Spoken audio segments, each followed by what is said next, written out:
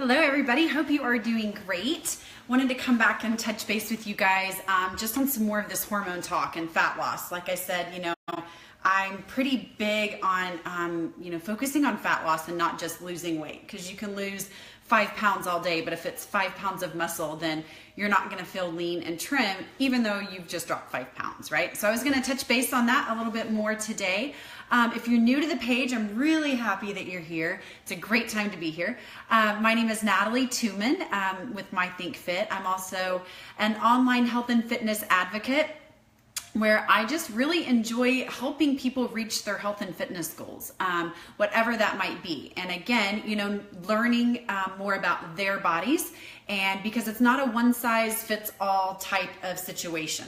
What works for one person may not be the exact same thing that's gonna work for the next. And so helping people kind of figure out what their healthy solution is by just trying to keep fitness fun, simplifying nutrition as much as possible, and giving them just a really great community of support, because I think that that's huge. A lot of times one of the biggest factors in people falling off the wagon is they just don't feel that they have the support. They don't have the right tools, and then they don't have the right support, so it kind of goes hand in hand. And so that's what I do, is I get to offer that to people. So I'm happy that you're here. As you hop on, if you would just say hey, let me know where you're watching from, because I'm just curious to see where everybody is from. I'm happy to have y'all here hanging out. So I'm going to touch base on a little bit about hormones again. But go a little bit differently than what we've talked about. Again, I'm not an expert. This is just what I learned. I took a course and got my fat loss consultant certificate a while back, and I just enjoy learning about it. And so I figured, why not teach the same thing to you guys? So I'm not an expert by any stretch of the imagination, but it's just what I have found has worked for me. So Carrollton, hi Megan, my friend. So first hormone, there's two hormones that kind of go hand in hand. One is leptin and one is ghrelin. And so leptin resides in our fat cells, and that's kind of our fuel gauge on our day-to-day hunger, okay? The ghrelin, and this is kind of, I remember it as growl, so ghrelin, growl. It's hour-to-hour fuel gauge on our hunger, right? And so it's when your stomach growls like a little bit, that's the ghrelin. Leptin is more day-to-day over extended period of time. So, and when you're thinking about these two things, hunger truly does come from a gut reaction, right? That's truly in your gut. However, cravings, when you just have like, oh my gosh, I have got to have chocolate, or, I have got to have ice cream or peanut butter, whatever that might be, that's more up here than it truly is in our stomach for the most part. So that's something just kind of important to remember. And the biggest thing is to eat more foods that will satiate you more, right? Give you a higher satiety, whatever level, right? Satisfy you more, keep you fuller longer, sustain you longer. And those come in the form of fiber, fat, and protein. They are way more satiating than like your dense, low calorie foods, your empty carbs, things like that. Because I want you to think about, like, if I gave you 8 eggs and was like, here, go eat these 8 scrambled eggs, like that would probably, for most of us, that would kind of be difficult to do. However, if you have 8 donut holes, like those are pretty easy to pound away. At least they are for me, unfortunately. So, and that's how you can kind of see the difference. Like your eggs, they're full of protein and good fats. However, your donuts or mac and cheese or whatever, it's just chemical, it's starches, it's empty. And so you can kind of see how if you eat a ton of empty calories, typically those are your higher starch foods. And that's what's going to screw up when you're trying to lose fat versus just losing weight. So with your leptin, it will increase when you eat enough. Like you'll have this shut off valve, and it'll tell you, that you're full, and it'll tell your muscles to work harder. And your muscles will actually spend that extra energy burning it instead of storing it. Because that's when you have all of that fat storage, is when your leptin's off and it's not ever shutting off. And telling your body like, okay, it's time to work. It just keeps going. It's kind of like your gas gauge, to tell you when you stop eating. So that's how I kind of remember that about leptin. So what happens is a lot of times is people are leptin resistant, and the people that are leptin resistant, I've learned this over the course of several years, their metabolism is kind of off. And so the things that might work for most people doesn't seem to work for them. And they're the ones that get so frustrated because they're like, well, I'm trying everything and nothing is working.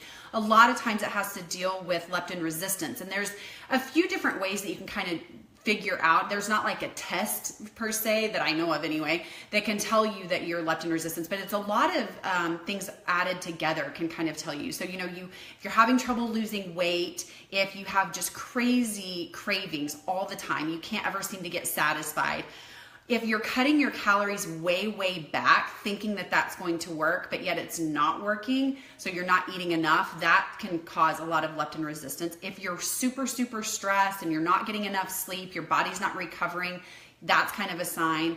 And then also if you follow that typical modern diet to where you are eating all of those, you know, refined sugars, you know, all of those starchy carbs, the chemicals, you know, if you're eating a lot of those things, that too can lead to leptin resistance. Hey, Natalie. So a lot of times if you don't ever feel full, that can kind of tell you that you might have a resistance to leptin in your body. And that's just leptin is a huge deal, you know, again, because the things that work for most people, for instance, you know, eating many meals, right? So a lot of times you hear like, okay, eat 5 meals a day to keep satisfied and everything. Well, that doesn't necessarily work if you're leptin resistant. You need 3 round meals. That typically works a little bit better. So it's just little things like that. But again, it stinks because a lot of people will try, you know, doing everything that they can, and yet they're not able to have the results that they hope for. A couple of other hormones that have a big part in fat loss is testosterone and HGH, human growth hormone. So they work with cortisol and adrenaline together, and they work to burn fat instead of store it. And that's, you guys, anytime you're eating anything or you're doing anything, you kind of want to have that in your mind, like, okay, well, is this going to help me burn fat or store fat? And a lot of times just that simple question in your head is really going to help you determine, like, okay, do I really want to go through with this or not? At least it has for me. That was kind of a mental switch. That's when I realized like I was making this mental shift, was when I was able to ask myself that and either walk away or it's like, no, like this is really going to help me on my journey. So testosterone is super important for women, especially in menopause. Again, it's all about the hormones. And so testosterone is really important. Again, I am not an expert, so don't be coming on here expecting to get expert advice. I'm just telling you what I've learned. And just testosterone has a big contributor to fat loss. Men, obviously, you know, they naturally have more. Women have a little bit less. You know, and to increase your testosterone naturally, lifting weights typically will get that testosterone burning. But whenever you have really high levels of cortisol, your testosterone seems to dip. So again, I talked about cortisol in my last video. You can scroll through and kind of see that. And so anytime you have high levels of cortisol, your testosterone automatically is decreased a little bit. Think about like your long marathon runners, right? That prolonged activity versus like your sprinters. You can look at their body types and kind of see the difference. And that's an example of, you know, testosterone from strength training, from fast bursts, you know, high intensity workouts, things like that, versus your long, slow burning workouts in a marathon runner. You can kind of see that. And then HGH, it works with testosterone, and women automatically have more, right? Especially when we're pregnant, HGH goes up. But to increase that, you want to get enough sleep. You want to have intense exercise, but not long durations, and then enough protein. So if you can get your HGH and your testosterone to where they're leveled out, you'll see a really great, you know, added benefit into fat loss. So, and then the last one is your thyroid, and it kind of acts like a thermostat. But what's interesting is a lot of time their leptin will actually be off, and it's masked as a thyroid issue. So if you can kind of fix some of those things that I talked about that kind of symbol that you might have leptin resistance, it might actually fix all of your symptoms of thyroid. I'm not saying it will for sure. Again, I'm not a physician. I'm not an expert. This is just talking about fat loss. It's not talking about, you know, all of the other medical conditions that come along with this. So, but it takes cues from leptin. Your thyroid does. So if your leptin is off, then it can cause your thyroid to throw off. So it's just crazy because it's like this huge web of all these hormones in our body. And that's why so many times, like, we can expect that one way of eating is going to work for us, and it might not. And so it's just important to start kind of being your own detective for your body. Because you guys, at the end of the day, your nutrition, it's your responsibility. No one can do it for you. And so if you can start learning these things and applying these things and figuring out how to, see what's going to be the best way for you, then I promise you're going to be able to see that you're going to have long-term results, and you'll actually be able to have like a lifestyle of eating versus going on all of these diets and these crazy yo-yos and going up and down.